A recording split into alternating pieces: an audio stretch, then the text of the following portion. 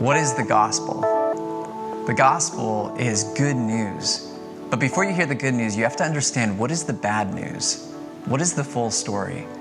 Well, it begins in Genesis in the Bible, where God creates the whole world. It says, in the beginning, God created the heavens and the earth. And he created your first parents, Adam and Eve. And it says that everything that he made was very good. And he placed them in the Garden of Eden. And he said, rule over this as king and queen, and see the earth flourish under your dominion. But when you look around, is that the way you see things now? No, you see war and you see brokenness. You see relationships that were once strong deteriorate. And you look into your own heart and you see a war waging itself there. Jesus said that if you hate someone, it's as if you murdered them. And if you lust after someone, it's as if you've committed adultery with them. So there's brokenness outside and there's brokenness in your own heart. So what went wrong? Well, in Genesis 3, we see that Satan tempted Eve to eat from the tree that God had forbidden her to eat from. And together, Adam and Eve both took from this forbidden fruit. They decided not to submit to their Creator's good, kind will for their life and to eat from this fruit. And Romans 5 says that through this disobedience, sin entered the world and death through sin. And so death spread to all men because all have sinned. But did God leave us there in that brokenness and condemnation? No, he promised a Redeemer. Even there in Genesis 3, we see that there is this offspring of the woman that will come and will crush the head of the serpent. And all through the Old Testament, this Redeemer is promised and everyone is longing, when will this Redeemer come?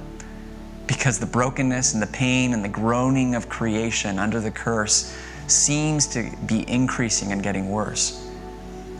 And then in God's perfect timing, he sent forth his Son, born under the law, to redeem those under the law. And this was Jesus, Emmanuel, God with us. And Jesus lived the life you and I can never live, in perfect obedience to his holy Father, submitted to his kind will. And he died the death that you and I deserve to die for our sin, because God is a holy God and has to punish sin. So he died on the cross and he was buried, but he didn't stay dead.